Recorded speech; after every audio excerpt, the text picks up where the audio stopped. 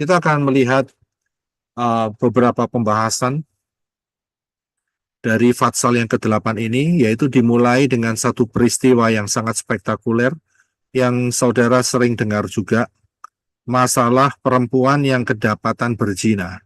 Ya, kita akan melihat terlebih dahulu hal itu, dan kemudian kita akan melihat bagian selanjutnya, ya, dan saya akan bacakan ayat per ayat.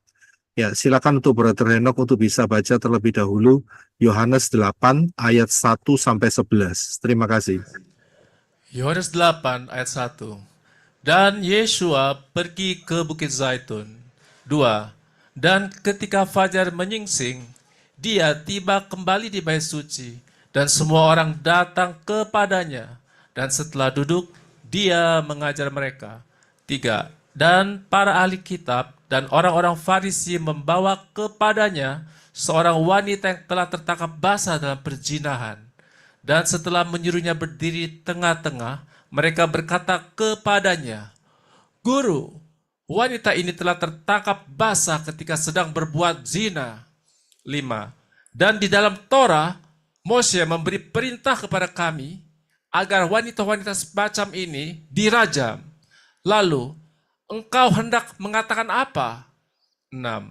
Adapun mereka mengatakan hal itu untuk mencobai dia, supaya mereka dapat mempersalahkannya. Tetapi sambil membungkuk, Yeshua menulis di tanah dengan jarinya, seakan tidak memedulikannya. 7. Dan ketika mereka terus menanyai dia, dengan menegakkan badan, dia berkata kepada mereka, "Siapa di antara kamu yang tidak berdosa? Biarlah dia yang pertama melemparkan batu kepada wanita itu." 8. Dan dengan membungkuk, dia menulis lagi di tanah. 9. Lalu setelah mendengar dan karena ditempelak oleh hati nuraninya, mereka pergi satu persatu, mulai dari yang tua-tua sampai yang terakhir. Dan Yeshua ditinggalkan sendirian, juga wanita itu yang diberdirikan di tengah-tengah. 10. Lalu sambil berdiri dan karena melihat tidak ada lagi seorang pun selain wanita itu, dia berkata kepadanya, "Hai wanita, di manakah mereka, orang-orang yang mendakwamu itu? Tidak adakah yang menghukum engkau?" 11. Dan dia berkata, "Tidak ada seorang pun ya Tuhan." Lalu Yeshua berkata kepadanya, "Aku pun tidak menghukum engkau. Pergilah dan janganlah berdosa lagi." Haleluya, terima kasih. Kita akan lihat terlebih dahulu ya peristiwa ini ya, time frame-nya. Time frame-nya yaitu kita dapatkan dari Fatsal yang ke-7, saudara. Ya, dari Fatsal yang ke-7, kita hanya cuplik saja beberapa ayat, supaya kita paham. Ya, peristiwa ini saat apa kejadiannya. Jadi kita lihat ya sebentar, time frame-nya di mana. Yaitu di dalam ayat di dalam Yohanes 7 ayat 2, 10, 5, 3, 1, dan 2. Mungkin bisa dibaca sekali lagi, Brother Enoch. Terima kasih. Yohanes 7 ayat 2. Dan perayaan tabernakel, Sukot, pondok daun, orang-orang Yahudi sudah dekat. 10. Namun ketika saudara-saudaranya telah naik ke perayaan itu, lalu dia sendiri pun naik ke perayaan itu, tidak dengan terang-terangan, melainkan secara sembunyi-sembunyi. 53. Dan mereka masing-masing pulang ke rumahnya. Ayat 8, pasal 8 ayat 1. Dan Yeshua pergi ke Bukit Zaitun. Ayat 2.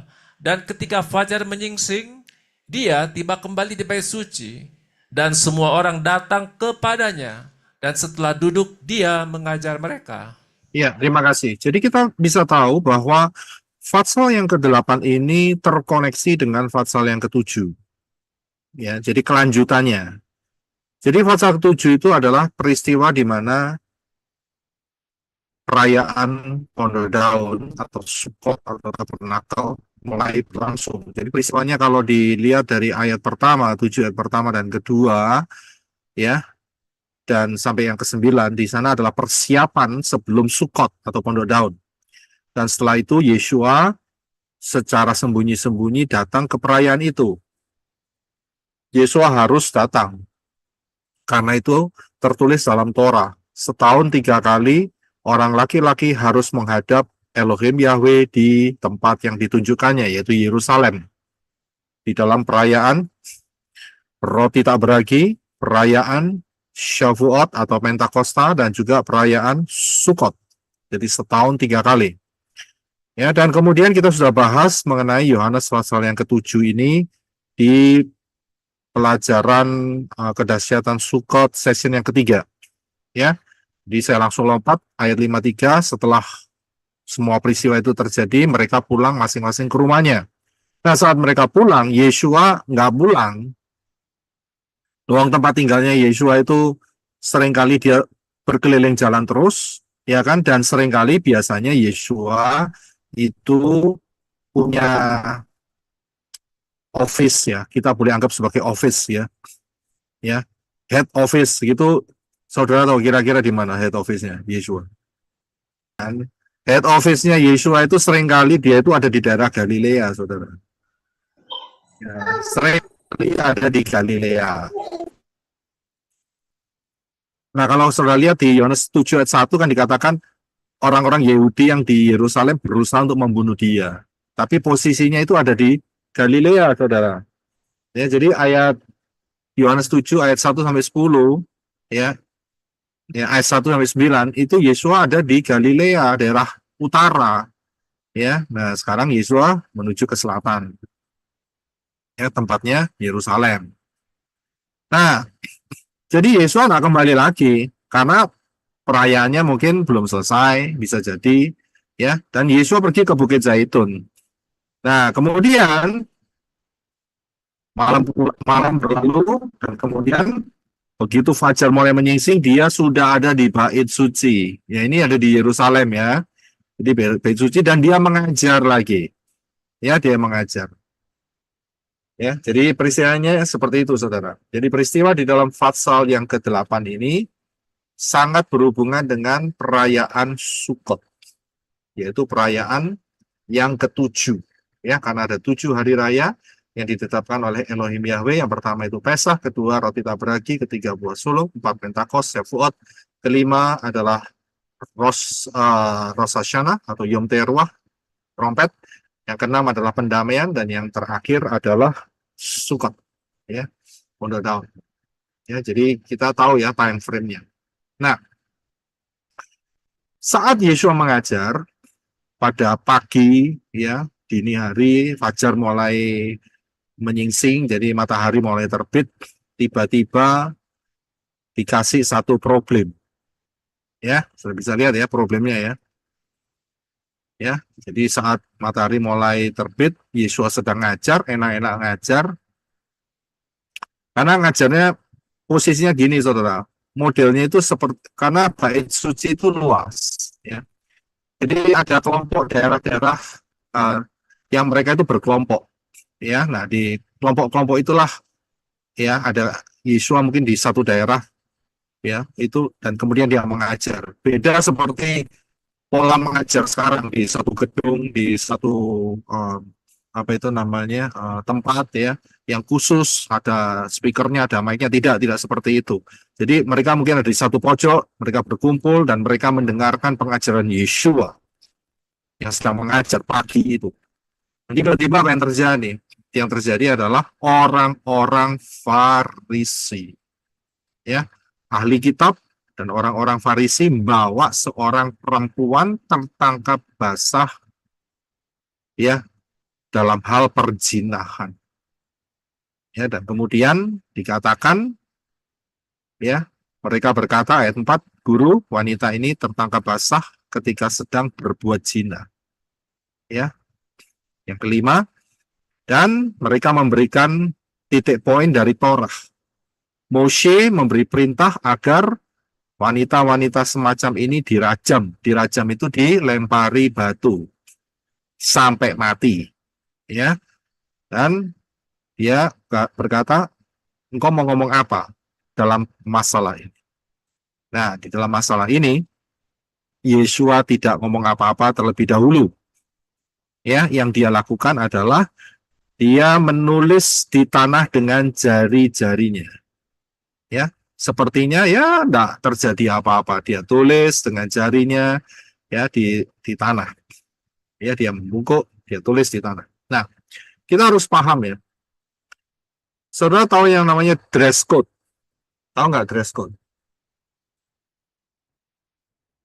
Ya, Seragam. Ya, kalau zaman kita ini seragam. Ya, Pakaian, dress code, pakaian. dress code. Kalau zaman kita memang seragam, tapi di dalam zaman Yesua itu mereka mempunyai dress code. Ya, dress code-nya itu seperti ini, saudara, kira-kira ya. Dan memang kebanyakan seperti ini. Jadi raja punya tipe baju sendiri. Pembesar, bendara raja, ya, penasehat-penasehat raja, ya, wali-wali itu punya jenis pakaian sendiri. Pegawai istana punya model sendiri. Centurion punya sendiri modelnya. Prajurit biasa juga punya. Pekerja istana ada sendiri, pekerja luar istana punya model baju sendiri. Priest atau apa itu namanya? Imam. Ya, terima kasih Brisco. Imam-imam itu juga punya dress code sendiri. Penjaga bait Elohim juga ada dress code-nya sendiri. Bahkan lebih dari itu, janda-janda punya dress code sendiri, saudara. Ya kan? Kemudian orang Yahudi punya dress code sendiri. Romawi modelnya juga berbeda dari Yahudi. Yunani juga berbeda juga, saudara. Termasuk budak dan prostitut. Ya, prostitut ini bahasa Indonesia apa ya? PSK, ya, pekerja seks komersial, ya kan? Itu punya dress code sendiri-sendiri. Saudara bisa lihat, kalau hari ini dari presiden sampai tukang becak sama-sama pakai t-shirt, betul kan? Betul. Nggak ada bedanya, ya kan? Semua pakai t-shirt, ya. RT bisa pakai jas, presiden juga pakai jas, nggak ada bedanya. Nggak bisa dilihat melalui dress code-nya. Ya, hari ini kita bisa lihat kalau dress code kita beda, yaitu dengan menggunakan valid. Ya, ini dress code. Saudara menggunakan pashmina. Itu dress code. Ya, tetapi kebanyakan di luar ya kita sudah lepas talit kita. Ya, pakai kemeja biasa. Saudara mau jadi menteri atau jadi mantri, tahu ya bedanya menteri dan mantri? Ya kan? Itu pembantu Ya. dokter, Pak. Nah, itu dia. Iya, kalau mantri itu dokter kampung. Ya, menteri dan mantri beda E dan A, dress code-nya sama, saudara. Nggak ada perbedaan. Tapi zaman dulu itu beda. Beda memang kalau saudara sedang dalam bekerja. Ya, apalagi kalau saudara misalnya polisi atau tentara. Ya, itu punya kode-kode tertentu di lengannya, di bahunya, ya, di situ. Warna bajunya itu beda-beda, baru kelihatan. Beda kalau saudara bekerja rumah sakit. Dokter sendiri, perawat sendiri, bagian A, bagian B, bagian C, bagian departemen punya warna sendiri-sendiri. Itu dress code. Tapi begitu di luar sama semua. Tapi zaman dulu, zamannya Yesua, dress code-nya itu hampir sama semua. Jadi bisa dilihat, oh ini orang pembesar, berarti dress code-nya modelnya seperti ini. Oh ini pekerja biasa, dress code-nya seperti ini. Oh ini budak, ini dress code-nya seperti ini. Jadi ada dress code-nya. Kita bisa lihat itu ada di dalam beberapa ayat, yaitu di dalam yang pertama yang saya berikan adalah Kejadian 14 ayat 41 ayat 14 dan 41 Kejadian 41 ayat 42. Saya ambil dari LAI saja lebih cepat sekali. Silakan Brother. Kejadian 41 ayat 14. Kemudian Firaun menyuruh memanggil Yosef. Segeralah ia dikeluarkan dari tutupan, Ia bercukur dan berganti pakaian, lalu pergi menghadap Firaun. Kejadian 41-42. Sesudah itu Firaun menanggalkan cincin meterainya dari jarinya dan mengenakannya pada jari Yusuf. Dipakaikannya lah kepada Yosef pakaian daripada kain halus dan digantungkannya kalung emas pada lehernya. Ya, terima kasih. Sudah bisa lihat ya dress code-nya ya. Dress code-nya Yosef saat ada di liang tutupan atau di penjara maksudnya. Itu ada dress code-nya, saudara. Saat mau menghadap Firaun, dia nggak boleh pakai baju penjara. Dia harus berganti baju yang cukup layak ngadep Firaun. Nah, Firaun raja, saudara. Jadi dress code-nya diganti. Kemudian saat Yosef dipilih oleh Firaun saat itu, kemudian pakaiannya Yosef diganti, yaitu dipakaikan pakaian dari kain halus dan dikasih kalung emas dan banyak lagi. Ya, jadi ada dress code-nya untuk bisa tahu, oh ini pembesar, ini orang biasa, ya ini prajurit biasa atau prajurit yang level tinggi. Jadi ada dress code-nya, termasuk janda dan prostitut. Itu ada dress code-nya dulu itu, ya. Kalau hari ini nggak ketara, saudara, ya apalagi prostitut online, nggak ada dress code-nya sama sekali, yes. Pokoknya nggak bisa dideteksi. Ya, kelihatannya alim, tapi prostitut online, saudara. Jadi, nggak bisa kedeteksi. Memang ada beberapa yang ekstrim gambarnya, begitu. Kita bisa lihat dari peristiwa apa? Dress code janda dan prostitut. Siapa yang mau coba jawab? Dari peristiwa apa?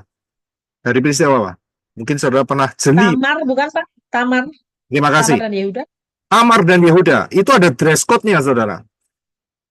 Ya, ada dress code-nya. Kita lihat, yaitu di dalam Kejadian 38 ayat 13 sampai 15. Silakan Brother Reno. Kejadian 38 ayat 13. Ketika dikabarkan kepada Tamar, bapa mertuamu sedang di jalan ke Timna untuk menggunting bulu domba-dombanya. 38 ayat 14. Maka ditanggalkannya lah pakaian kejandaannya. Ia bertelekung dan berselubung, lalu pergi duduk di pintu masuk ke Enaim yang di jalan ke Timna, karena dilihatnya bahwa Shelah telah menjadi besar dan dia tidak diberikan juga kepada Shelah itu untuk menjadi istrinya. 15. Ketika Yehuda melihat dia, disangkanya lah dia seorang perempuan sundal karena ia menutupi mukanya. Iya, terima kasih. Saya bisa lihat dress code-nya. Tamar ini adalah mantunya si Yehuda. Ada problem, ya, karena dua anak laki-laki Yehuda mati disambar Elohim karena jahat, ya kan? Dan Yehuda menjanjikan Shelah. Shelah itu anak yang ketiga, yang paling kecil, ya. Nah, Tamar lihat bapak mertuanya kok tidak memberikan Shelah kepada dia untuk memberikan keturunan. Ingat ya, ini tradisi ya. Jadi ini bukan seperti yang zaman sekarang, enggak. Karena tujuannya apa? Untuk menurunkan keturunan sehingga keluarga itu dapat terjaga. Itu tujuannya di sana. Ya. Nah, apa yang terjadi? Selama itu Tamar menggunakan pakaian kejandaan. So, bisa lihat, kalau dia pakai pakaian kejandaan, orang ya sebagai janda, orang akan bisa menilai ya mau mendekati atau tidak, begitu loh saudara. Iya kan? Nah, jadi dia memberikan status, orang itu memberikan status lewat appearance-nya, lewat apa yang dia pakai. Dan kemudian, begitu dia lihat si Yehuda yang sedang lewat, dan Yehuda tidak memberikan Shelah, si Tamar mikir, dia berputar pikirannya, akhirnya ketemu satu jalan. Bagaimana dia bisa mendapatkan keturunan dari Yehuda, yaitu dia mengenakan pakaian perempuan sundal, prostitut, saudara. Yehuda melihat si Tamar. Yehuda lihat si Tamar tidak pakai pakaian janda. Nek pakaian janda nggak diparani sama dia, saudara. Ya, berbahaya sebabnya. Kalau pakaiannya perempuan sundal, didatengin sama Yehuda. Ya, dan terjadilah peristiwa ya saudara bisa baca sendiri di Kejadian selanjutnya ya. Ya, keturunan dari Yehuda ini. Ya, memang ada uniknya di mana dalam Matius pasal yang pertama nama Tamar masuk di dalam silsilah yang menurunkan akhirnya turun yaitu Yeshua HaMashiach. Yaitu lain cerita ya. Ingat, ini bukan persoalan kalau gitu Pak boleh pergi prostitut ya, enggak boleh ya. Jadi saudara jangan melegalkan hal itu ya. Jadi saudara bisa lihat ya, ini masalah dress code ya. Nah, dress code ini berhubungan dengan peristiwa di dalam Yohanes pasal 8 itu saudara ya. Berhubungan. Mengapa berhubungan? Karena orang-orang Farisi ini ya melihat ya ada tindakan perzinahan itu bukan seorang laki-laki dengan prostitut ya, dengan kerja seks komersial, bukan ya. Kalau itu nggak ditangkap saudara, kalau itu nggak ditangkap ya, tapi dress code perempuan ini adalah perempuan biasa ya, karena itu tertangkaplah oleh orang Farisi. Nah, kita harus sedikit paham ya mengenai grup-grup yang ada di dalam zaman Yeshua. Yang pertama ada beberapa grup yang paling besar yang kita bisa pelajari, yaitu grup Saduki. Saudara tahu ya grup Saduki ya. Grup Saduki ini adalah orang-orang yang menguasai keuangan dan juga menguasai bait Elohim. Itu grup Saduki. Grup Saduki ini kalau dia menguasai bait suci berarti dia adalah imam besar. Jadi imam besar itu adalah grup Saduki. Ya. Dan mereka kontrol ya, dan mereka mempunyai hubungan politik dengan Romawi, dengan Pilatus saat itu, dengan Herodes, raja wilayah bagian Galilea. Ya. Jadi mereka punya hubungan. Selain itu, mereka juga melakukan ritual-ritual di dalam peribadatan bait suci. Ya, jadi inilah grup Saduki. Kalau saudara masih ingat, Yeshua pernah menunggang balikkan penukar-penukar uang. Masih ingat ya? Di bait Elohim. Ya, ditunggang balikkan. Nah, itu kaki tangannya orang-orang Saduki. Ya, dan kemudian grup yang kedua adalah grup Farisi. Grup Farisi ini adalah, oke, kembali lagi. Grup yang Saduki itu tidak percaya akan kebangkitan orang mati. Nggak ada. Mereka bilang kosong. Mati ya sudah, selesai cerita.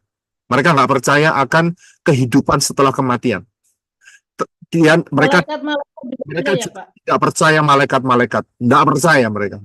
Itu Saduki. Ya.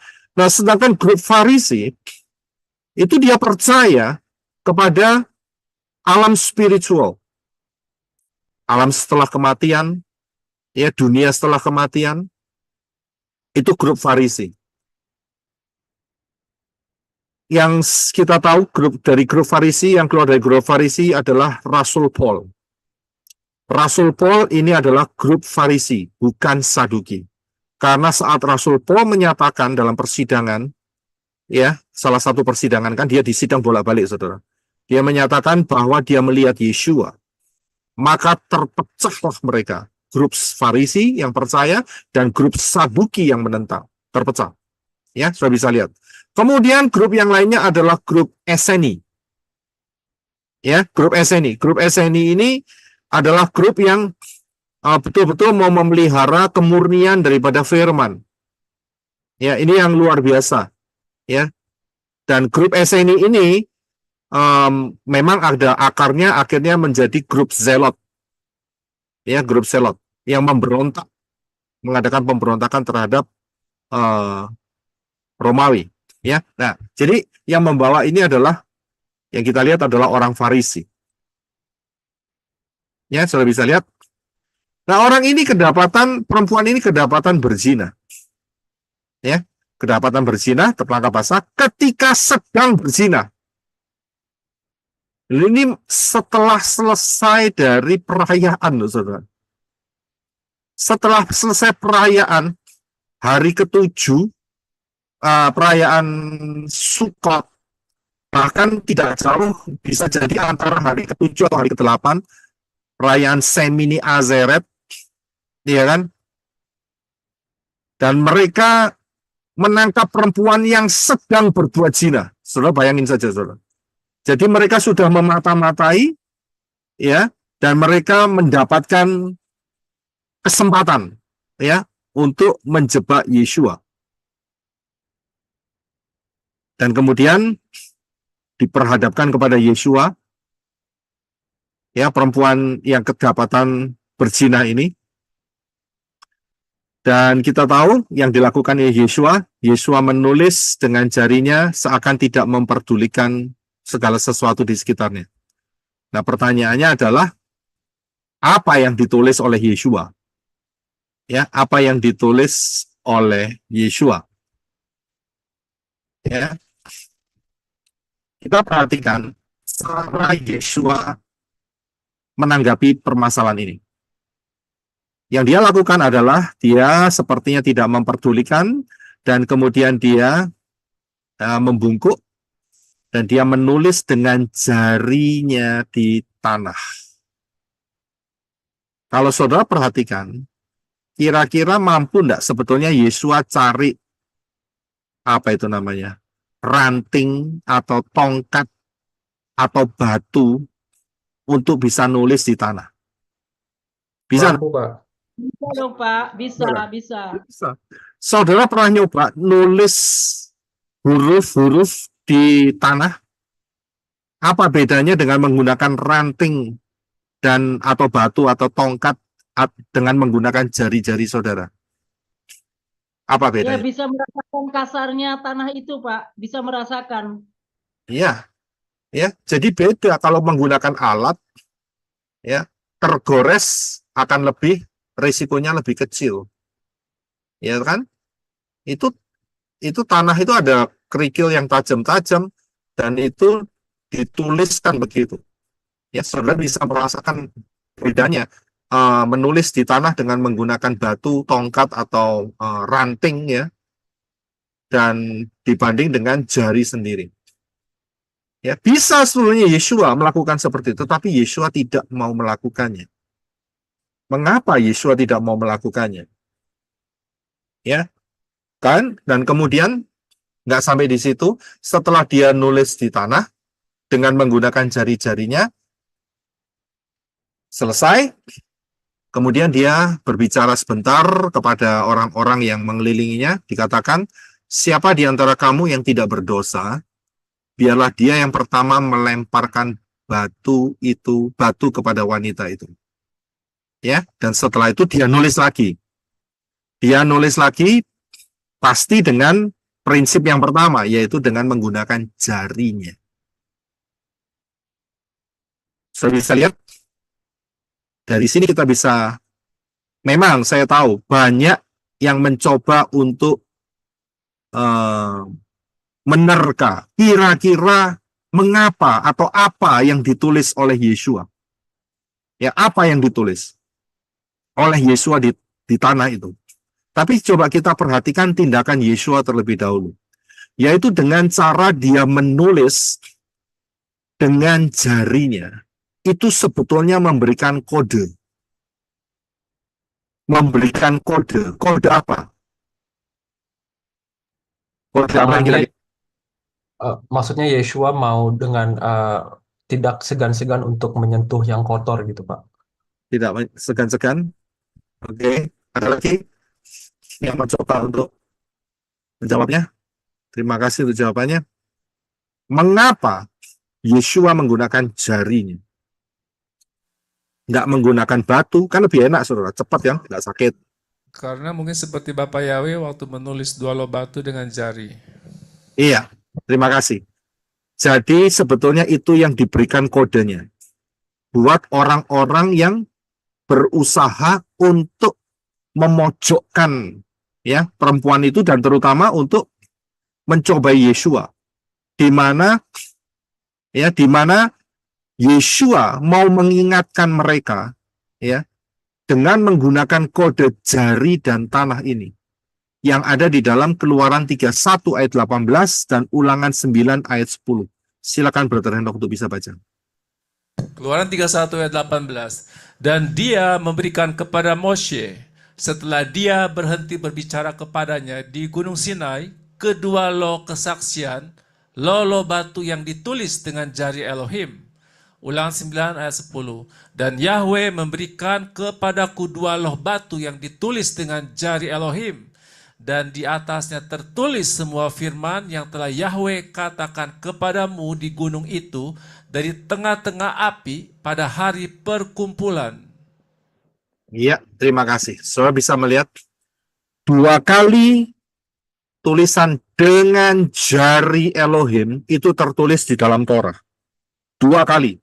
Yang pertama di dalam Keluaran 31 ayat 18 dan yang kedua adalah di dalam Ulangan. Ya.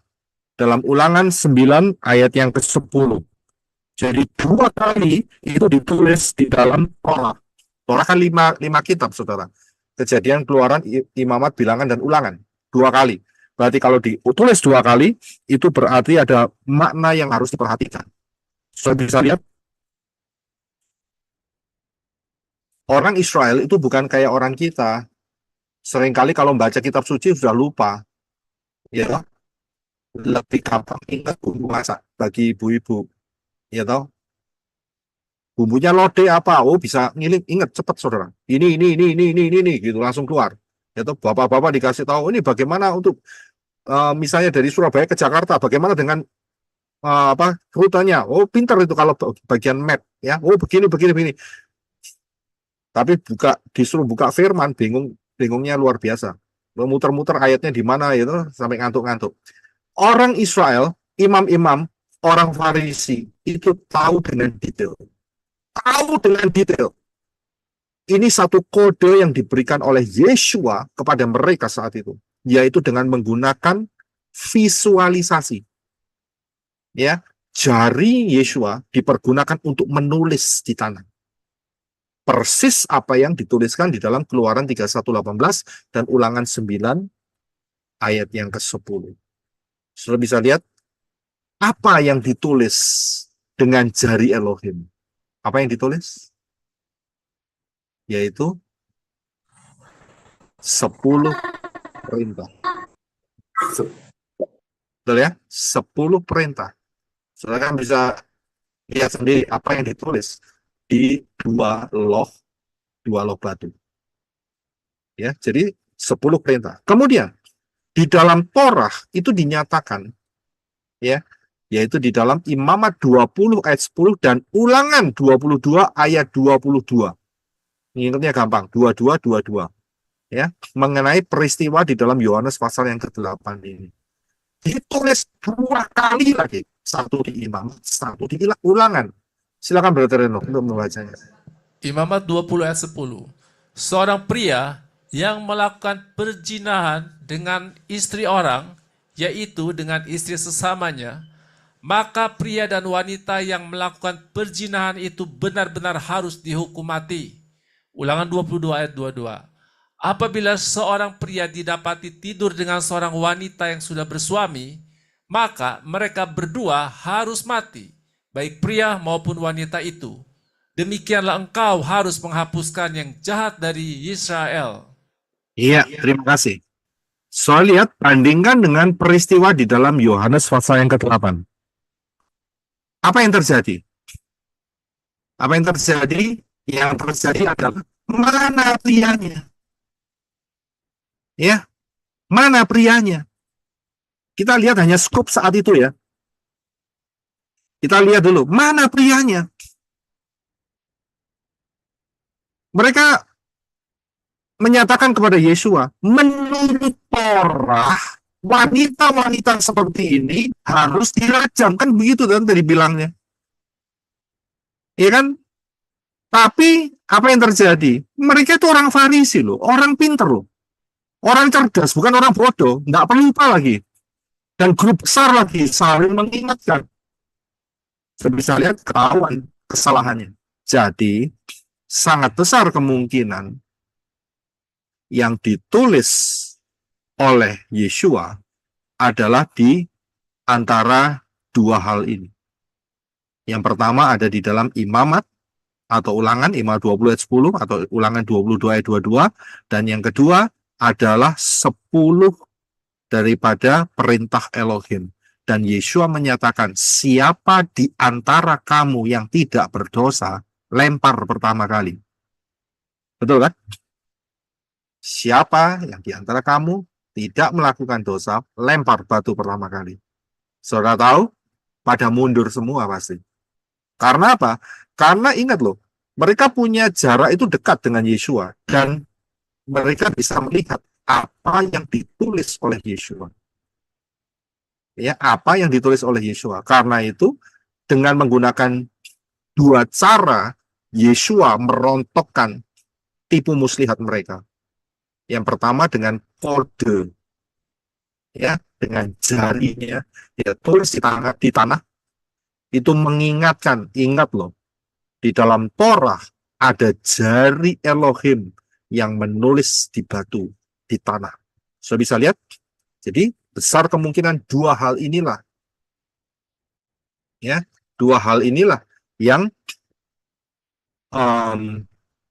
ditulis oleh Yeshua. Dan ini ampuh.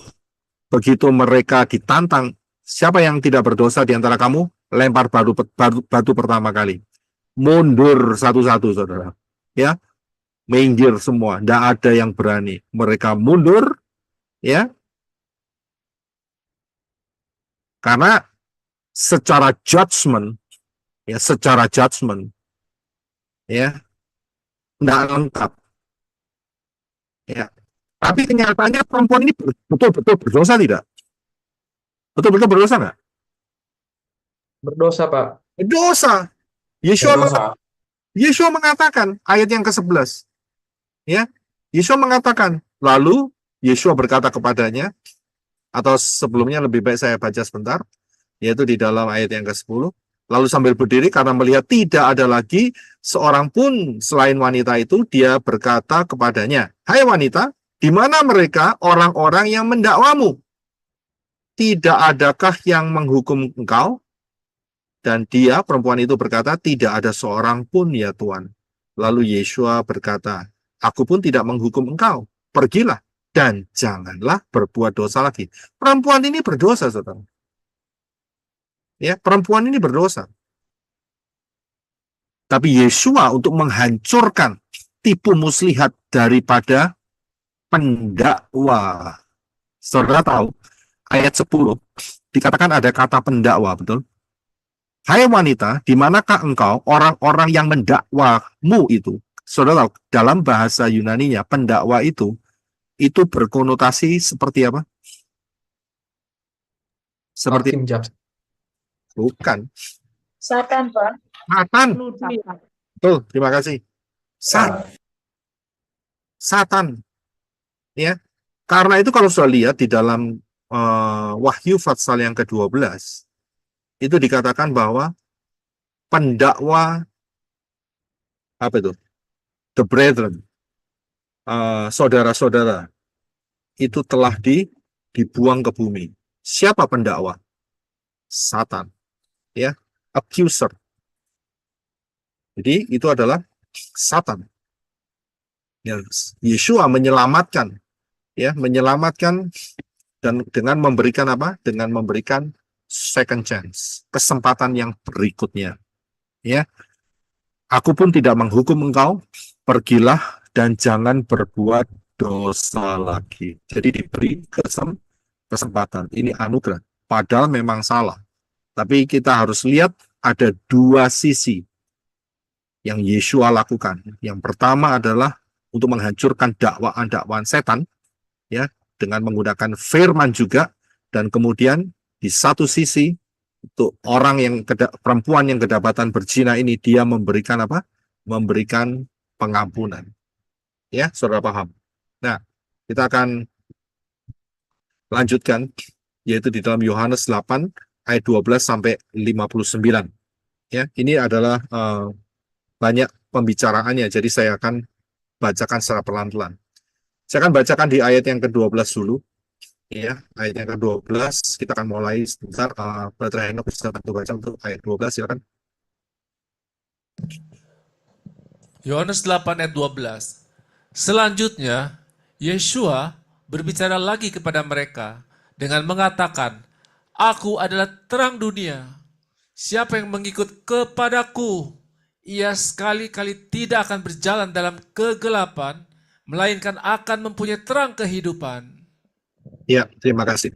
Kita tahu Yesus mengatakan sendiri, aku adalah I am. Kalau kita ingat kata I am, aku adalah, kita akan ingat akan Keluaran 3 ayat 13-14.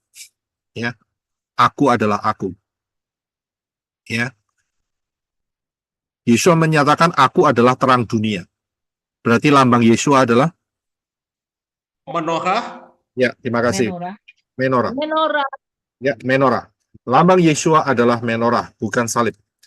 Jadi ada kedekatan, bukan kedekatan, persamaannya ya antara simbol-simbol menorah dengan Yeshua, karena menorah ada 7 kaki dian, ya ada 7, dan Yeshua kepalanya adalah 7 juga, Yod Shin Bau Ayin. Sudah bisa lihat ya dari gambar itu. Nah, Yeshua mengatakan akulah terang dunia. Kalau kita lihat dari sudut tabernakel Moshe, ya tabernakel Moshe, di manakah letak menorah? Menorah letaknya ada di dalam Ruang Kudus. Ruang Kudus, Kudus. kemah pertemuan. Kemah pertemuan ya. Jadi kemah pertemuan setelah kolam pembasuhan itu namanya kemah pertemuan yang ditudungin ya. Dan di bagian ruang kudus disitulah ada menorah ya. Berapakah dimensinya? Berapakah dimensinya? 20 kali 10 kali 10. Ya, terima kasih. Ya, dimensinya adalah 20 kali 10 kali 10. Ya, saudara harus paham ya. Ini penting buat saudara. 20 kali 10 kali 10. Kalau dikalikan semua, berarti dimensinya adalah 2000. Dan ini berbicara mengenai apa? Ini berbicara mengenai 2000 tahun.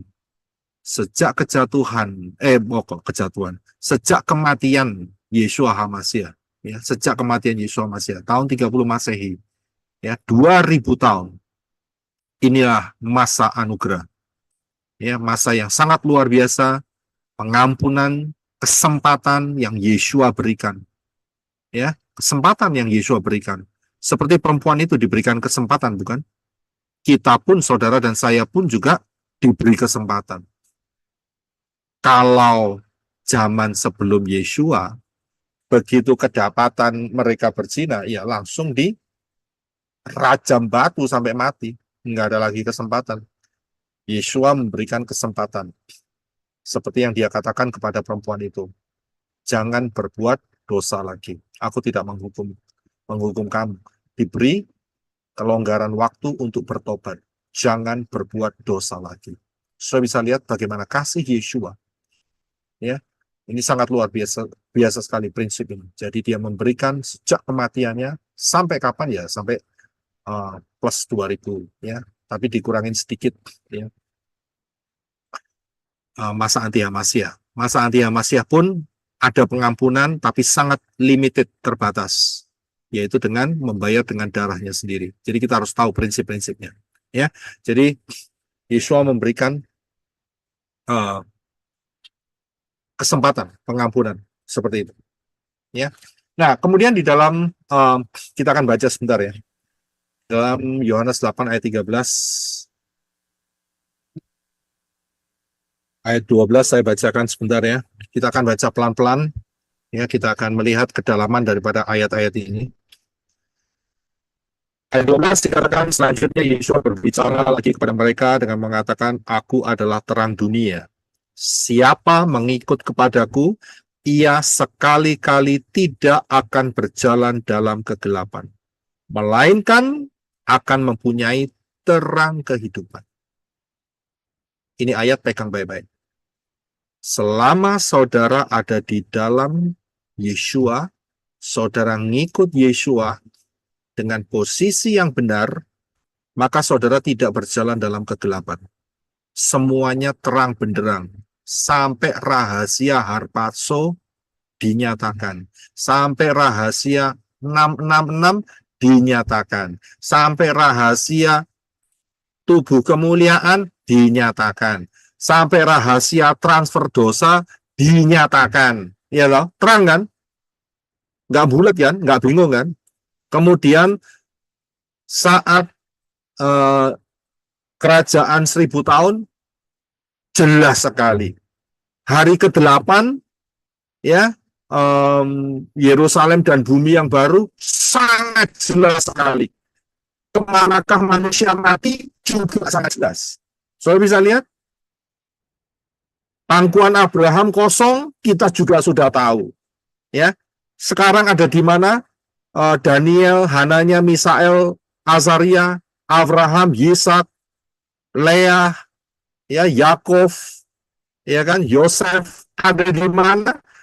Jelas sekali sudah ketahuan ada di mana. Jadi ikut Yeshua terang, saudara. Jadi kalau masih ada yang tersembunyi, lah itu dipertanyakan, begitu ya kan? Nah, kemudian ayat 13, ya. Kemudian orang-orang Farisi berkata kepadanya, engkau bersaksi tentang dirimu sendiri, kesaksianmu itu tidak benar. Ini pendapat orang Farisi. Ya, pendapat orang Farisi. Tapi Yeshua berkata, ya, Yeshua menjawab dan berkata, sekalipun aku bersaksi tentang diriku sendiri, kesaksianku itu benar. Ya, Yeshua nggak bingung, saudara. Ya, Yeshua nggak bingung. Karena aku tahu dari mana aku datang dan kemana aku pergi. Yeshua tahu, saudara. Bukannya nggak tahu, dia tahu. Dia asalnya dari mana, dia tahu. Dan kemana dia bakal menuju, apa yang bakal dia alami, dia tahu. Namun, kamu tidak tahu dari mana aku datang dan kemana aku pergi. Karena keterbatasan manusia. Yeshua tahu. Lawang dia Bapak Yahweh sendiri dalam tubuh manusia. Gimana dia nggak tahu? Saudara bisa lihat. Dan Yeshua nggak bingung. Nah, ini berhubungan dengan ayat yang sebelumnya. Kalau kita ada di dalam Yeshua, kita terang. Penjelasan detail sekali. Terang sekali daftar Elohim ini. Ya. Jadi kita nggak usah bingung. Ada orang yang menyatakan, oh kamu palsu gini. Oh enggak. Kita dapat yang terang. Nggak usah khawatir. Ya. Mereka itu yang walaupun levelnya level Farisi, level Saduki, ya, tapi padahal mereka nggak ngerti apa-apa, begitu loh. Ya, jadi buat saudara dan saya yang mengikut Yeshua, ada jaminan, ya. Tapi jangan malas, gitu aja, ya. Jangan malas. Wah, malas belajar Pak. Ya wis resikomu nih, malas belajar, iya kan? Jangan malas saudara untuk menggali daftar Elohim, memperhatikannya dengan seksama. Ya itu bagian yang harus kita kerjakan.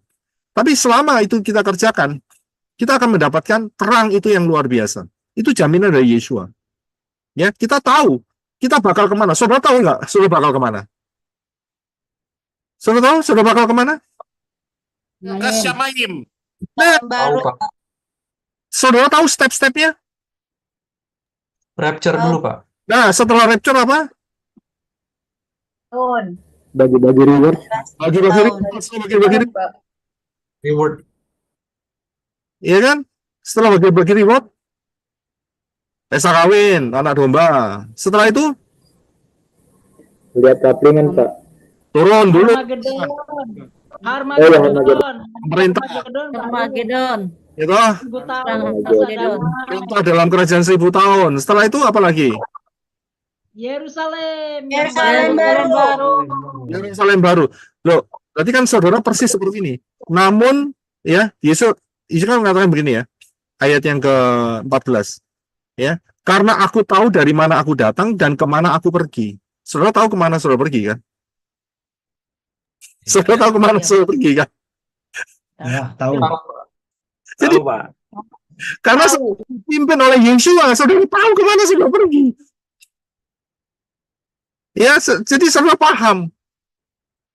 Ya, kalau pemahamannya, wah nanti kita akan dibersihkan dalam masa 666. Wah, ini bahaya, saudara. Ya, ada yang salah, ada yang error nih di sini, gitu loh. Saudara bisa lihat, karena masa 666 itu adalah masa penghukuman. Ya, masa murka Elohim, masa Elohim Yahweh memurkai darahnya sendiri, ya tidak mungkin. Saya bisa lihat. Jadi kita tahu masa depan kita kemana, kita tahu. Ini luar biasa. Ya, oke. Ayat 15. Kamu menghakimi berdasarkan daging. Aku tidak menghakimi siapapun. Ya. Jadi mereka hanya melihat sebatas daging saja. Kemudian 16. Dan kalaupun aku menghakimi, penghakimanku itu benar.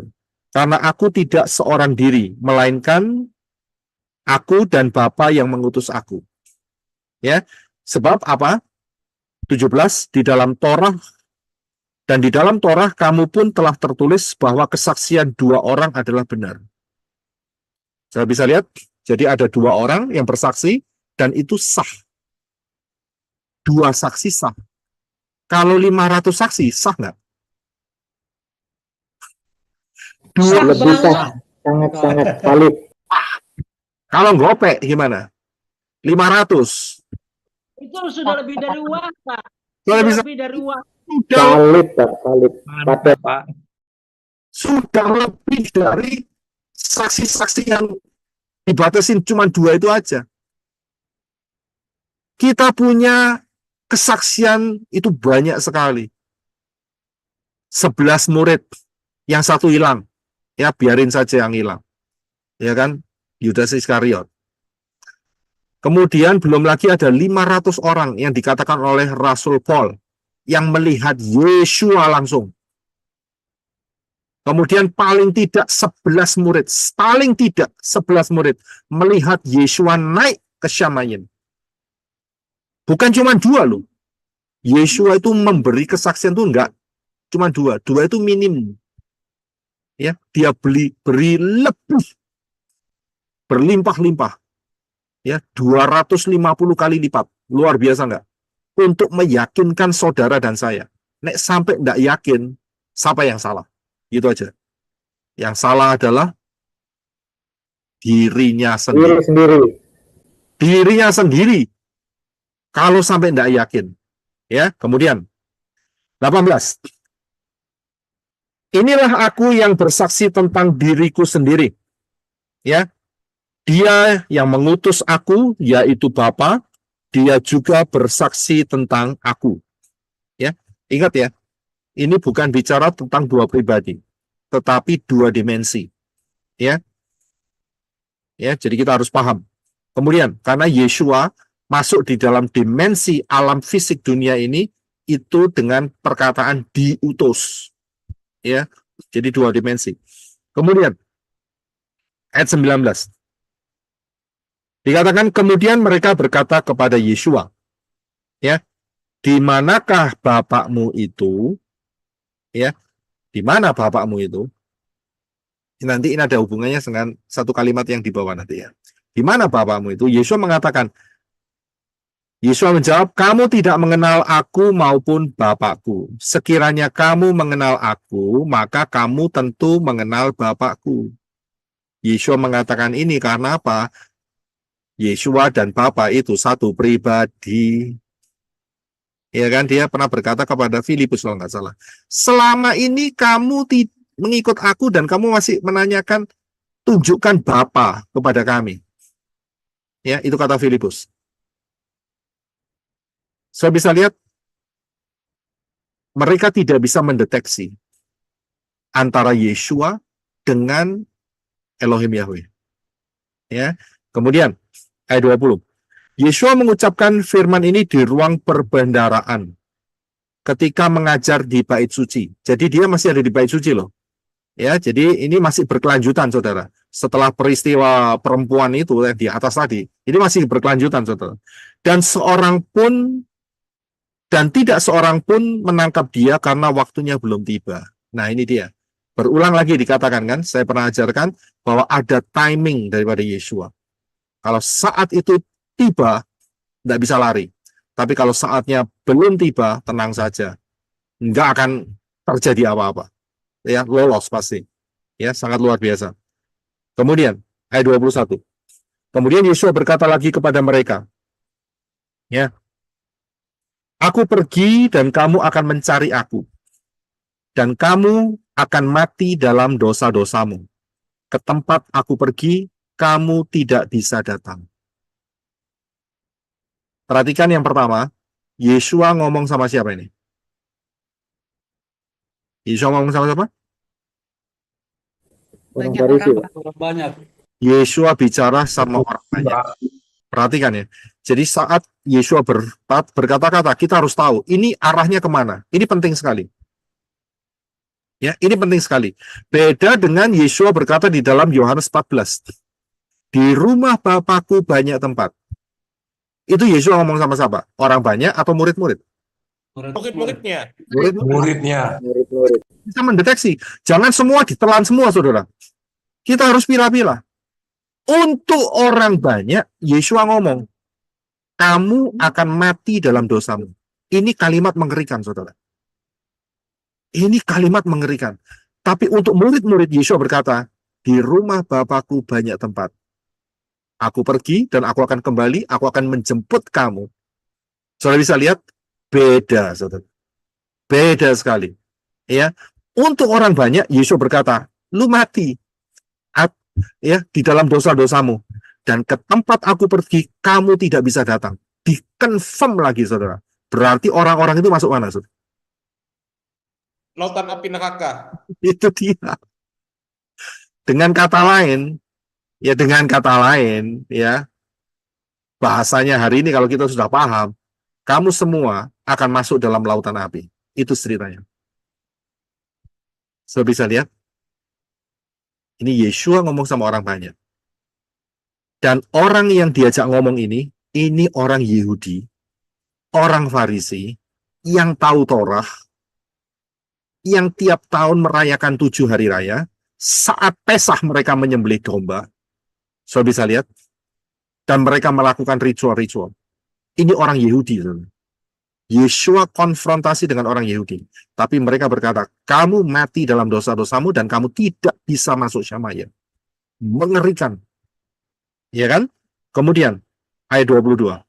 Lalu orang-orang Yahudi berkata, apakah dia, yaitu Yeshua, akan bunuh diri karena dia berkata, ke tempat aku pergi, kamu tidak bisa datang?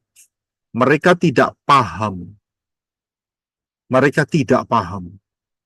Ya, tidak paham akan apa? Akan kehidupan setelah kematian. Bisa lihat kemudian 23. Dan dia berkata kepada mereka, Yeshua berkata kepada mereka, ayat 23. Ya. Kamu berasal dari bawah. Aku berasal dari atas. Kamu berasal dari dunia ini. Aku tidak berasal dari dunia ini. So, bisa lihat? Saya bacakan saya lagi. Yeshua berkata kepada orang banyak, mereka itu orang banyak. Kamu berasal dari bawah, aku berasal dari atas. Kamu berasal dari dunia ini, aku tidak berasal dari dunia ini. Saudara dan saya berasal dari yang mana? Dari atas. Atas, Pak. Ayatnya di mana? Atas. Harus ada fondasinya dong. Kalau saya ngomong, oh saya dari atas. Yeremia 1 ayat 5, Pak. Yeremia 1 ayat 5. Ngomongnya gimana itu? Yang sejak dari kandungan aku telah memilih engkau. Sejak itu? Entah. Iya, maka Yeremia 1 ayat 5. Sebelum aku membentuk engkau dalam rahim, aku telah mengenal engkau, dan sebelum engkau keluar dari kandungan, aku telah menguduskan engkau. Aku telah menetapkan engkau menjadi nabi bagi bangsa-bangsa. Ya, itu untuk Yeremia. Nama saya juga Yeremia. Ada di Mazmur, Pak, di Mazmur. Saya lupa tepatnya Mazmur yang dia merajut kita. Dia merajut kita di kandungan itu. Kita lihat satu ayat. Yohanes 15 ayat 19. Nah, kita lihat ya di dalam Yohanes. Ya, kita lihat di dalam Yohanes. Yaitu di dalam Yohanes 17. Mungkin Brother Henok bisa bantu baca. Yohanes 17. Itu doa Yeshua ya. Iya, Yohanes 17 ayat 14 sampai 16. Ya. Silakan. Yohanes 17 ayat 14. Aku telah memberikan firman-Mu kepada mereka, dan dunia membenci mereka karena mereka tidak berasal dari dunia, sama seperti aku tidak berasal dari dunia. 15. Aku tidak memohon agar engkau mengambil mereka dari dunia ini, melainkan agar engkau memelihara mereka dari yang jahat. Mereka ini siapa? Lihat perikop di atas, Yesua berdoa untuk Murid-murid. murid. Jadi kalau kita masuk di dalam grup murid Yesua, maka doa Yesua sampai dalam kehidupan saudara dan saya. Saya bisa lihat karena kita percaya, beriman kepada Yesua Masya. Kita di dalam Yesua tidak dari dunia ini. Karena itu mendapatkan proteksi dari doa Yesua. Saya bisa lihat. Ya. Jadi beda, saudara. Ya, beda. Saudara beda dengan Bahagia sekali Pak hari ini Pak, bahagia sekali. ya, jadi beda. Status kita beda. Begitu, saudara. Loh, kita kan sudah deklarasi, saudara. Di Kolose. Tiap minggu kita deklarasi. Bahkan seminggu 3 kali deklarasinya. Ya kan? Dia sudah memindahkan kita. Betul kan? Di Kolose 1. Dia sudah memindahkan kita. Jadi posisi kita udah pindah. Karena itu, di dalam Ibrani, kita bisa masuk ke Gunung Sion. Ya, kita masuk ke Gunung Sion. Karena posisinya udah pindah.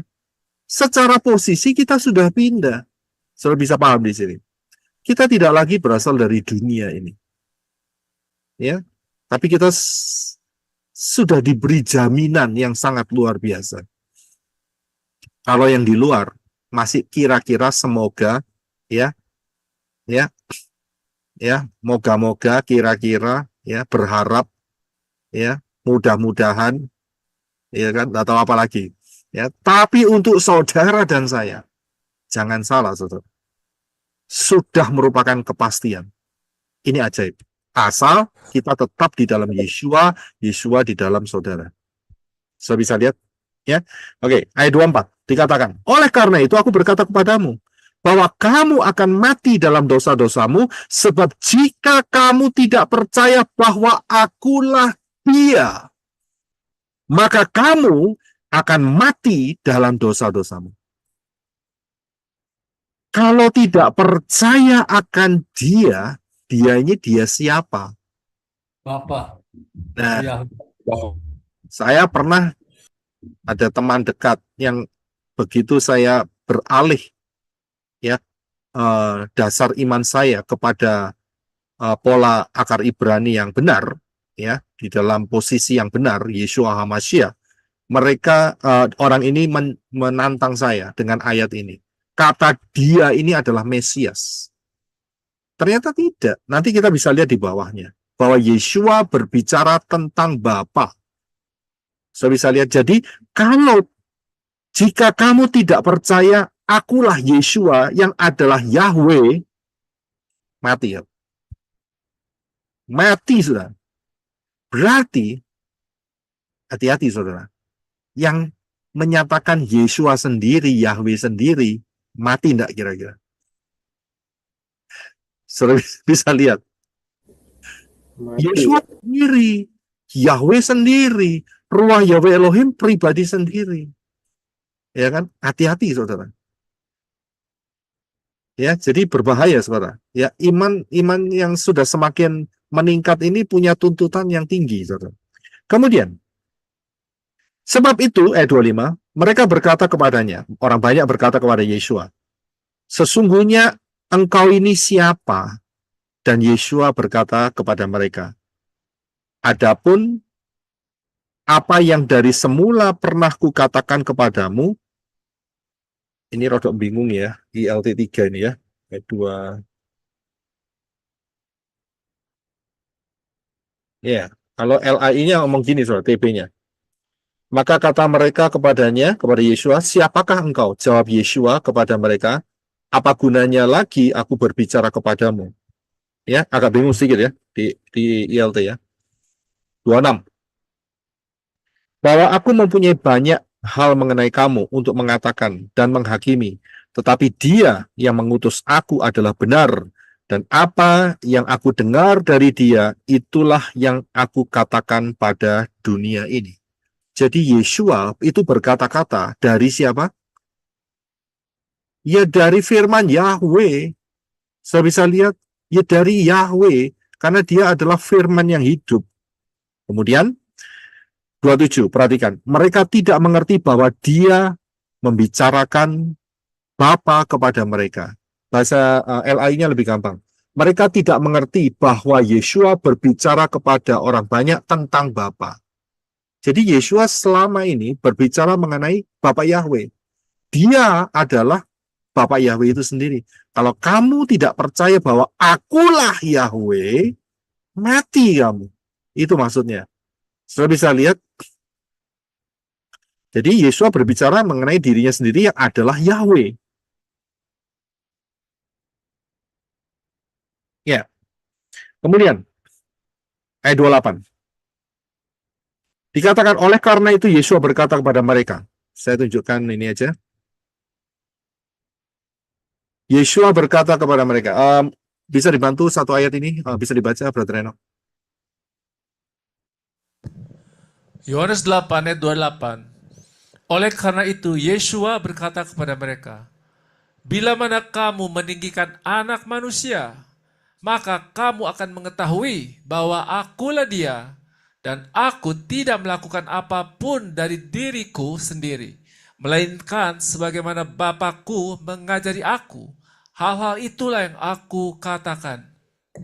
Ya, terima kasih.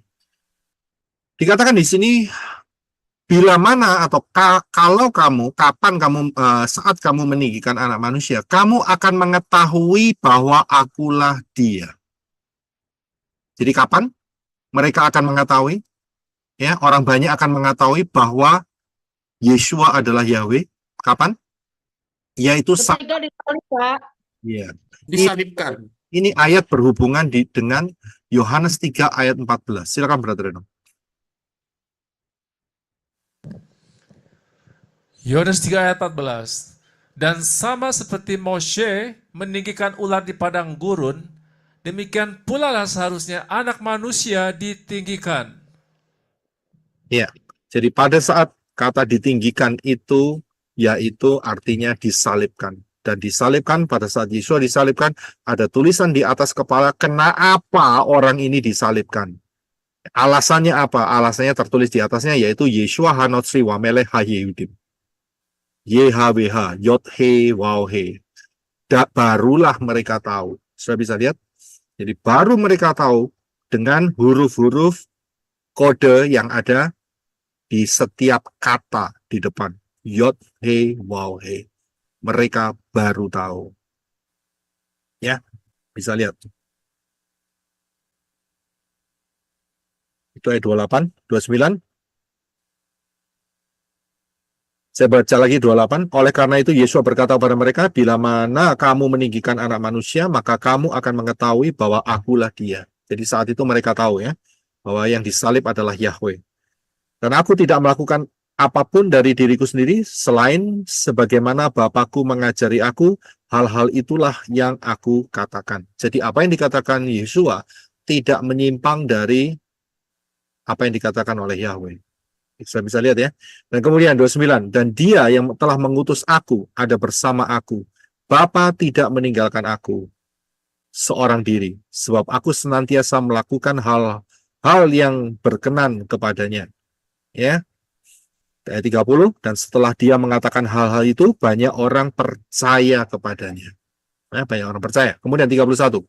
Kemudian Yeshua berkata kepada orang-orang Yahudi yang telah percaya kepadanya, jika kamu tetap tinggal di dalam firman-Ku, kamu adalah benar-benar murid-Ku.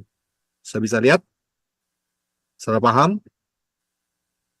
Jadi stepnya itu murid dulu, saudara. Belajar taat. Ya, belajar tunduk, belajar taat untuk diarahkan dan dibentuk. Dan kalau kita tetap, saudara dan saya tetap tinggal di dalam firman Yeshua, maka kita adalah murid. Kemudian, dan kamu akan mengetahui kebenaran, dan kebenaran itu akan memerdekakan kamu. Ya, jadi murid akan tahu kebenaran. Begitu tahu kebenaran, maka kebenaran itu, kebenaran Davar Elohim, itu mempunyai kuasa yang akan memerdekakan saudara dan saya. Saudara bisa lihat, karena itu diperkatakan melalui deklarasi. Saudara bisa lihat, supaya apa? Supaya tertanam dalam alam bawah sadar saudara. Jadi diperkatakan, ya, kebenaran itu. Saudara bisa menambahkan deklarasi, kalau saudara dipimpin Roh Yahweh Elohim, setiap saudara bisa mungkin ada penambahan sendiri, silakan, nggak ada masalah. Tapi saya berikan yang umum, Ibu Rasafam memberikan secara umum. Ya, kalau ada tambahan lagi ya bisa ditambahkan seperti itu. Kalau saudara memiliki suara dari Roh Yahweh Elohim, tambahkan ini dalam hidupmu, tambahkan saja, tidak masalah. Ya, jadi kebenaran itu akan memerdekakan kamu. Ya, nah di sini mereka punya salah persepsi soal kata merdeka. Ayat 33. Mereka menjawab, orang banyak itu menjawab kepada Yeshua, kami adalah keturunan Abraham dan kami belum pernah diperhamba siapapun. Bagaimana engkau mengatakan kamu akan merdeka? Nah, ini prinsipnya salah lagi. Ya. Karena orang Israel saat itu, mereka berpikir mereka itu dijajah. Ya, dan mereka secara ibadah, mereka itu free. Tidak boleh diatur atau dijajah dengan si penjajah. Ya, mereka free karena mereka merasa keturunan Abraham. Ya, padahal Yeshua mengatakan ini masalah kemerdekaan dari dosa. Ya, 34 dikatakan, Yeshua menjawab pada mereka, sesungguh-sungguhnya aku berkata kepadamu, setiap orang yang berbuat dosa adalah hamba dosa. Ya, dia akan terjerat dengan dosa. Dosa itu memperhamba. Dan 35, hamba tidak tinggal dalam rumah untuk selamanya. Putra tinggal sampai selamanya. Hamba dosa di luar dari Syamayim. Tapi siapa yang ikut di dalam putra, di dalam Yeshua, akan tinggal di dalam Syamayim. Ya, jadi posisi menentukan. Kemudian, 36. Sebab itu, apabila putra memerdekakan kamu, kamu pun benar-benar merdeka. Saya bisa lihat, seringkali apa yang terjadi, setan menipu. Betul? Kamu sudah jatuh berulang-ulang. Mana mungkin kamu bisa merdeka? Dan setan menipu dengan satu bahasa peribahasa. Gajah mati meninggalkan gading. Betul? Zebra mati meninggalkan loreng. Begitu ya kira-kira ya. Kira-kira seperti itu. Jadi maksudnya apa? Kamu tidak akan berubah sampai mati. Itu tipu daya Satan. Karena itu dalam deklarasi dikatakan kita sudah menjadi manusia yang baru. Saya bisa lihat, kita sudah menjadi manusia yang baru. Karena apa? Sudah dimerdekakan. Ya, sudah dimerdekakan. Saudara dan saya, posisi saudara dan saya, ingat, kita bukan lagi dari dunia ini. Saudara dan saya dimerdekakan. Dan kita mesti jaga. Ya, inilah yang disebut sebagai menjaga apa itu namanya keselamatan. Ya, menjaga keselamatan supaya apa? Jalannya enggak bengkong ya, enggak terpelosok, terplecok ya, jatuh kembali. Kemudian 37. Dan aku tahu bahwa kamu adalah keturunan Abraham, tetapi kamu berusaha membunuh aku karena firmanku tidak mendapat tempat di dalam dirimu. 38. Aku mengatakan apa yang telah aku lihat di hadapan Bapakku, dan begitu pula kamu melakukan apa yang telah kamu lihat di hadapan Bapakmu. 39. Mereka menjawab dan berkata kepadanya, Pak, Abraham adalah bapak kami. Yeshua berkata kepada mereka, jika kamu adalah anak-anak Abraham, kamu melakukan pekerjaan-pekerjaan Abraham. Tapi sekarang kamu berusaha membunuh aku. Ya, seorang telah mengatakan kebenaran kepadamu, yakni apa yang telah aku dengarkan dari Elohim. Abraham tidak melakukan hal itu. 41. Kamu justru melakukan pekerjaan bapakmu. Kemudian mereka berkata kepadanya, kami tidak dilahirkan dari percabulan. kami mempunyai satu Bapa, yakni Elohim. Mengapa mereka mengatakan kami tidak dilahirkan dari percabulan? Kudus. Menyindir Yesua, Nyindir, seolah-olah Yesua itu anak-anak harap. ya, nyindir Yesua. Ya, nyindir Yesua. Karena Yesua, tadi di atas kan, siapakah Bapakmu? Nah, itu kan, dia tantang kan. Kita lihat ayat yang di atas. Kan saya katakan, ini ada hubungannya dengan ayat yang di bawah. Masih ingat ya? Karena apa? Mereka nyindir. Ya, dipikir Miriam itu berzina, gitu loh. Dan melahirkan Yesua. Karena itu dikatakan, kami tidak dilahirkan dari percabulan. Ya kan? Nah, kemudian, tapi Yesus kan ngasih tahu sama mereka, kamu tidak tahu siapa aku dan kamu tidak kenal siapa Bapakku. Ya kan? Kemudian Yesus berkata kepada mereka, ayat 42, jika Elohim adalah Bapakmu, kamu akan tetap mengasihi aku, karena aku keluar dan datang dari Elohim. Sudah bisa lihat, jadi satu kesatuan. Ya, sebab aku datang bukan dari diriku sendiri, melainkan Dia yang telah mengutus aku. Ingat, mengutus itu berarti dari dimensi yang berbeda. Kemudian 43, mengapa kamu tidak mengerti perkataanku? Sebab kamu tidak bisa mendengarkan firmanku. Ini hati-hati. Ada orang-orang yang tidak bisa nangkep firman. Banyak alasannya, tapi sebetulnya ada spirit. Sudah bisa lihat? Salah satunya adalah membutakan orang itu untuk tidak bisa nangkep firman. Ya, hati-hati di dalam spirit ini. Nah, spirit apa itu? 44. Ya, dikatakan kan ayat 43. Sebab kamu tidak bisa mendengarkan firmanku. Kamu berasal dari bapakmu, si Satan. Jadi Satan itu juga disebut bapak, saudara. Saya bisa lihat? Jadi saat kita berdoa, Bapa kami Yahweh yang di Syamayim, kita mesti lengkap. Jangan cuma ngomong Bapa kami yang di Syamayim atau Bapa kami yang di sorga. Nah, kalau setan lagi ada di sorga, saya bisa lihat. Kan setan sekarang masih bisa naik ke sorga, saudara. Satan kan bisa masuk ke sorga untuk menuduh. Dia belum dibuang. Dibuangnya nanti saat kapan dia dibuang? Saat kita harpaso, Pak. Ya, Kerajaan 1000 tahun. iya, saat kita harpaso. Saat kita harpaso, dia nggak ada lagi penuduh kan? Itu Wahyu 12. Maka dia dibuang. Nggak ada kerjaan lagi dia di sana.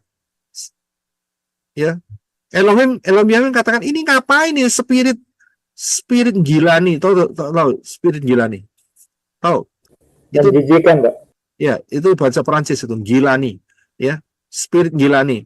Itu ngapain ada di sini gitu loh? Lawan semua sudah pada harpaso, ngapain ini spirit gila nih ada di sini? Ya, ini spirit Satan ini. Lempar saja, Mikael, buang, tendang, teong gitu ya kan? Akhirnya jatuh ke bumi. Ya kan nggak ada kerjaan sudah. Sekarang masih ada kerjaan untuk menuduh, ya, penuduh kan. Nah, jadi disitulah titiknya Satan dikeluarkan dari Syamayim, ya. Jadi hati-hati.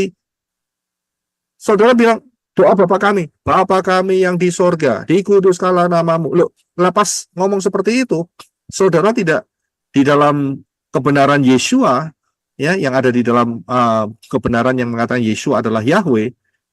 Siapa yang di sorga? Setan itu bolak-balik mampir sorga, saudara. Dalam peristiwa Ayub, Elohim Yahweh mengatakan, kamu dari mana? Dari keliling dunia.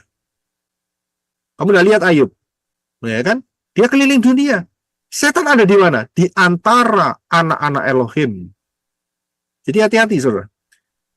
Ayat 44. Kamu berasal dari bapamu si Satan, dan kamu ingin melakukan hasrat-hasrat bapamu. Dia adalah pembunuh manusia dari sejak semula. Jadi Satan itu punya agenda. Agendanya itu cuma bunuh manusia. Caranya bagaimana? Banyak cara, ya, 1001 cara. Tapi tujuannya satu, pembunuh manusia. Ya, jadi saudara yang masih dekat-dekat dan memuja setan, ya silakan ya, merasakan akibatnya kalau tidak berpindah mulai sekarang selama masih hidup.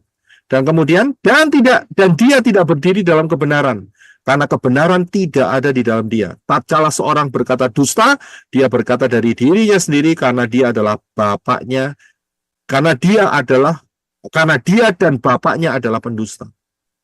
Ya, jadi bapak pendusta. Kemudian 45. Dan karena aku mengatakan kebenaran padamu, kamu tidak percaya kepadaku. Siapakah dari antara kamu yang menempel aku sehubungan dengan dosa? Namun jika aku membicarakan kebenaran, mengapa kamu tidak percaya kepadaku? Mereka ditantang. Kalau aku berbicara, Yesus berbicara kebenaran, kenapa kamu tidak percaya? 47. Siapa yang berasal dari Elohim, ia mendengarkan firman Elohim. Karena inilah kamu tidak mendengarkan, berhubung kamu tidak berasal dari Elohim. Jadi orang-orang yang tidak mau mendengarkan firman Elohim yang benar, itu bukan dari Elohim. Sudah bisa lihat tragisnya. Apa tragisnya kira-kira? Apa tragisnya? Tidak mengenal Elohim. Ya, tragisnya itu apa? Tragis Ya, itu orang-orang di sekitar kita. Orang-orang sekitar. Ada yang suaminya, ada yang istrinya, ada yang saudaranya, ada yang mertuanya, ada yang mantunya, ada yang teman dekatnya, ada yang saudara kembarnya. Saudara bisa lihat, itu tragisnya. Ternyata mereka tidak berasal dari Elohim. Ya, saudara dan saya yang ada di dalam Elohim, kita dilahirkan dari spirit. Kemudian, spirit Elohim. 48. Kemudian orang-orang Yahudi itu menjawab dan berkata kepadanya, bukankah kami berkata benar bahwa engkau adalah orang Samaria dan engkau kerasukan roh jahat? Nah, ini dia. Kalau sudah nggak bisa mendebat lagi, ya, ini yang jurus terakhir. Loh, ini tahu Yeshua itu bukan orang Samaria, di kata-kata orang Samaria. Sudah bisa lihat, sudah nggak debat lagi. Top yang mereka bisa katakan, kamu kerasukan setan. Betul kan? Kamu sesat, kamu kerasukan setan, ya kan? Kamu diracuni oleh ya gereja YouTube, ya kan? Dan seperti itu kan? Kamu diracuni oleh ya pengajar YouTube, ya kan? Seperti itu kan? Sudah tidak bisa ngomong apa-apa lagi. Itu roh penyesat, ya sudah, itu mentok, saudara. Ya persis. Jadi kalau Yeshua disesat-sesatkan dan mereka menyesatkan kita, rileks saja. Ketua kita sudah disesatkan. Kita tinggal ambil saja mahkotanya, ya, reward-rewardnya untuk memperkaya hidup saudara dan saya. Begitu saja. Sudah bisa lihat ya. Karena Yeshua sudah disesat-sesatkan, bukan disesatkan lagi, dikatakan ini kerasukan roh jahat. Ya kan? Di tempat lain kan ada yang lebih parah ini. Ya kan? Dikatakan sebagai apa itu Beelzebul. Beelzebul mengusir setan. Iya, seperti itu. Saya bisa lihat. Jadi rileks saja, saudara. Ya, tinggal mengkoleksi, ya, menjarahi mahkota-mahkota mereka. Tenang saja. Ya, kita akan tambah kaya. Begitu hal palsu, kaya raya semua. 49. Yeshua menjawab, aku tidak kerasukan roh jahat. Jadi kalau saudara dikatai, kamu kerasukan roh jahat, saudara jangan diam saja. Jangan diterima, saudara. Yeshua saja tolak kok. Masa saudara nerima? Wah, parah ini ceritanya. Ya kan? Jadi kalau dikatain, kamu ini kerasukan roh setan. Oh tidak. Ditolak. Jangan diam saja. Habis gitu, apa itu namanya, mojok terus nangis gitu. Iya ya, kerasukan setan. Wah, kacau saudara ceritanya. Setan ini sungguh masuk, saudara. Kerasukan, betul, saudara. Betul kan? Itu bahaya sekali. Jadi ditolak. Ini kan musuh ngajarin, saudara. Aku tidak kerasukan roh jahat. Ya. Tapi aku menghormati Bapakku dan kamu tidak menghormati aku. Saudara bisa lihat, kita menghormati Yeshua HaMashiach. Ya, saudara paham ya? Kemudian, jadi jangan diterima ya, perkataan-perkataan negatif ditolak ya. Dikembalikan saja. Kemudian, 50. Namun aku tidak mencari kemuliaanku. Dia yang mencarinya dan yang menghakimi. Jadi kita jangan cari kemuliaan diri kita sendiri. 51. Sesungguh-sungguhnya aku berkata kepadamu, jika seorang memelihara firman-Ku, ia sekali-kali tidak akan mengalami kematian sampai selama-lamanya. Siapa yang mau pegang ayat ini? Saya mau. Saya. Saya. Bisa lihat? Yesus bilang, sesungguh-sungguhnya. Benar, ini benar loh. Aku berkata kepadamu, Yesua berkata kepadamu, jika seorang memelihara firman Yesua, ia sekali-kali tidak akan mengalami kematian sampai selama-lamanya. Berarti firman itu ada dalam hidup saudara dan saya. Saudara bisa lihat? Karena itu kita perkatakan darah Yesus Hamasiah menyatu dalam jiwa, roh, dan tubuhku untuk selama-lamanya. Bisa lihat, jadi kita sudah dipastikan, ya, ingat ya, kita di dalam Yesua, Yesua dalam kita taat, kita nurut, dan akhirnya harpaso. Ya, harpaso. Amen. Harpaso. Ya, tidak akan mengalami kematian. Kemudian, 52. Lalu orang-orang Yahudi berkata kepadanya, sekarang kami tahu bahwa engkau kerasukan roh jahat. Nah, kurang ajar lagi kan? Mereka nggak nyerah kan? Abraham sudah meninggal, juga nabi-nabi. Dan engkau berkata, jika seorang memelihara firman-Ku, dia sekali-kali tidak akan mengalami kematian sampai selamanya. Apakah engkau lebih besar dari bapak kami, Abraham, yang sudah meninggal, dan para nabi yang sudah meninggal? Dengan siapakah engkau menyamakan dirimu? Nah, ini dia. Ini luar biasa. Untung ini ditulis. Ini luar biasa, saudara. Yesua menjawab, jika aku memuliakan diriku sendiri, kemuliaanku tidak berarti. Bapakulah yang memuliakan aku, yang kamu katakan bahwa dia adalah Elohimmu. Ya, kemudian, dan kamu tidak mengenal dia. Banyak orang ngomong, ini Elohimku, tapi tidak kenal. Karena mereka tidak ada di dalam Yesua, Yesua tidak ada di dalam hidup mereka. Firman Yesua tidak ada dalam hidup mereka. Dan kamu tidak mengenal dia, tetapi aku telah mengenal dia. Dan jika kamu berkata, aku tidak mengenal dia, aku akan menjadi sama seperti kamu, seorang pendusta. Betul ya? Akan tetapi, aku telah mengenal dia, dan aku memelihara firman-Nya. Abraham, 56, bapakmu bergembira, karena dia dapat melihat hariku, dan dia telah melihatnya, dan bersuka cita. Saudara bisa lihat, kapan Abraham lihat Yesua? Waktu Abraham menjamu. Orang, Pak. Waktu kapan?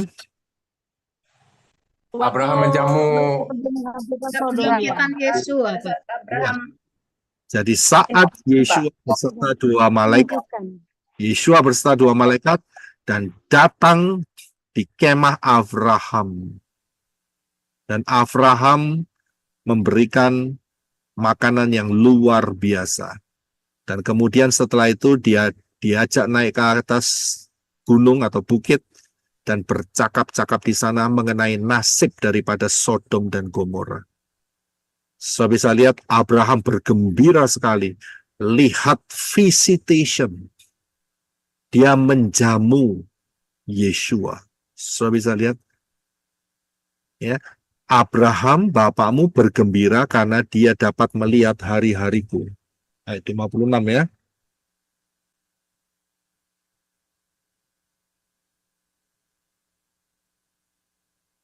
LAI-nya lebih luas sedikit. Abraham, bapakmu bersuka cita bahwa ia akan melihat hariku dan ia telah melihatnya dan ia bersuka cita. Dia sudah lihat. Bayangin saudara. Ya. Sangat luar biasa perkataan Yesua. Kemudian orang-orang Yahudi itu berkata kepadanya, engkau belum mencapai umur 50. Lah memang iya belum 50 saudara. Ya, belum gocap 50. Dan pernahkah engkau melihat Abraham? Ya kan? Fotonya nggak ada, iPhone belum ada, Samsung belum ada. Iya kan? Belum ada kan? Nggak pernah lihat Abraham, iya kan? Kan nggak ada kan? Dan Yesua berkata kepada mereka, sesungguh-sungguhnya aku berkata kepadamu, sebelum Abraham ada, aku ada. Dahsyatnya. Sebelum Abraham ada, aku sudah ada. Siapa dia? Saudara bisa lihat, yaitu dia, ya,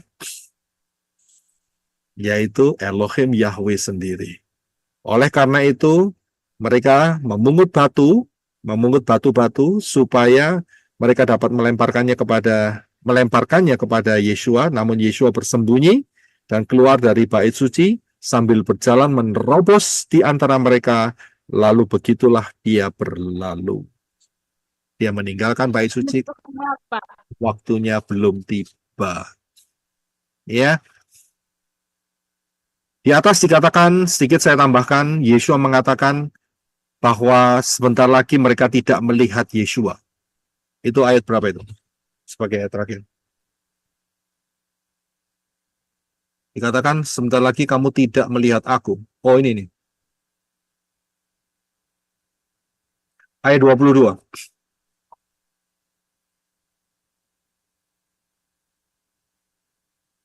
Lalu orang-orang Yahudi berkata, apakah dia akan bunuh diri karena dia berkata, ke tempat aku pergi, kamu tidak bisa datang. Saudara tahu, ini indikasi mengenai apa? Ini indikasi mengenai, ya, ini indikasi mengenai perayaan Sukot yang dihadiri Yeshua terakhir kalinya sebelum kematiannya. Ingat ya, Sukot itu kan berarti bulan sekarang kan ya, perayaan terakhir kan, perayaan terakhir berarti bulan Oktoberan ya, sekarang bulan Oktober kan, dan setelah ini masuk ke perayaan yang pertama, yaitu sekitar bulan Maret April ya, perayaan pertama kan, berarti setelah Sukot, cycle-nya kembali ke Pesach, ya kan, betul kan, setelah Sukot kan Pesach kan, ya masuk Sukot masuk ke Shavuot kan nggak mungkin, setelah Sukot kan Pesach, ya kan. Nah, dari sinilah Yesus mengatakan, aku akan pergi dan kamu tidak bisa pergi ke tempatku. Saya bisa lihat, mereka kira bunuh diri, ya toh? Nah, atau mengajar ke tempat Yunani dan sebagainya, ya. Tapi tidak, Yeshua dipanggil untuk Israel, Yahudi, ya, dan dia akan mati. Inilah indikator di mana Yeshua menghadiri perayaan Sukot yang terakhir. Dan setelah itu, dia mati di kayu salib di perayaan Pesach tahun depannya. Haleluya. Bapak yang berkati, puji Bapak Yahweh, kita bisa menyelesaikan Yohanes pasal yang ke-8. Luar biasa.